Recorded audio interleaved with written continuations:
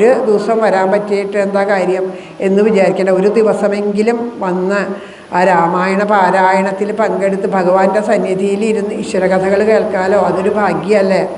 അതുപോലെ ഒരു എല്ലാ വ്യാഴാഴ്ചയും ഇവിടെ ഹരേ രാമ നാമജപമുണ്ട്. നാമജപം ആർക്ക് വേണമെങ്കിലും ജപിക്കാവുന്നതാണ്. ഏതൊരാൾക്ക് എപ്പോഴും ജപിക്കാം. ഇവിടെ കുറച്ച് പേര് വന്നിരുന്ന് ജപിക്കുന്നുണ്ട്, അവർക്ക് മാത്രം ജപിക്കാനുള്ളതല്ല.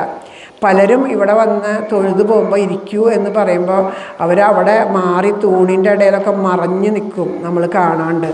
അത്രയും പോലും ഇവിടെ ഇരിക്കാണ്ട് പോകുന്നുണ്ട്. അത് അത്ര വലിയൊരു തെറ്റൊന്നുമല്ല. അത് അറിയാണ്ടാണെന്ന് എനിക്കറിയാം. അത് ചെല്ലാണ്ട് വേണ്ട, ഒരു ദിവസമൊക്കെ എന്തിനാ അങ്ങനെ ചെയ്യണേ, ഒരു ഇത്തിരി നേരം ഇരുന്നിട്ട് എങ്ങനെയാണ് പോവുക എന്നൊക്കെ വിചാരിച്ചിട്ടോ അങ്ങനെയൊന്നുമില്ല. ഒരു നാമെങ്കിൽ ഒരു നാമം.